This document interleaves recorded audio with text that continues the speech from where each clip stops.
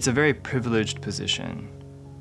And I try to make it a point for us all to understand that, being a doctor, you really have to be grateful for the type of trust that people give you. We're always coming from a point of privilege, whether we're healthy or whether we come from someone, who's had a lot of resources for education. And to understand that, I think, is very, very important.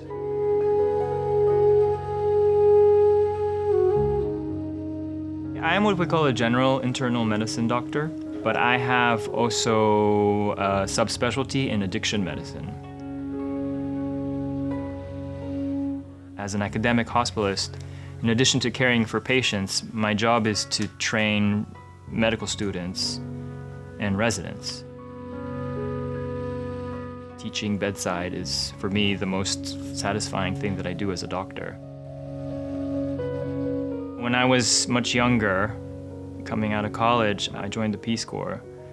And I was living in a country called Malawi, which is in southern Eastern Africa. And I used to work there for maybe 2 or 3 years as a teacher. I had an opportunity to transition my work from education to healthcare. Specifically, I was working on cholera. That sort of pushed me to move towards, considering health and then eventually medicine as well as a future career direction. When I was a third-year medical student, I took a year off because I got an NIH Fogarty scholarship, and so I spent a year living in Thailand doing human rights abuse research, particularly in Karen district in Burma.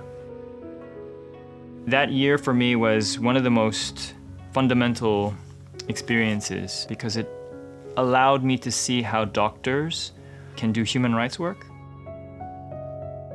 Just a few years ago, we revamped the SUNY Downstate Human Rights Clinic. And we do a medical and psychological evaluation for people who've been subjected to things like torture. I'm a Japanese descent American, but I grew up in Austria, in Europe. And I lived there most of my childhood, and I moved here to study. I went to Johns Hopkins in Baltimore for my undergraduate years. I'm proud to say home for me is New York City, in particular Brooklyn. I've worked with a lot of people who've been traumatized, like acutely traumatized. This is mostly because of things like, persecution and violent, war. We were hit early on with the pandemic. Ever since then, life has been quite different, and it still is. When you actually go through it, it's very different. And so I think to this day, I still have a lot of things that trigger that intense trauma that I had, that we all had. So nothing really prepares you for that, I think.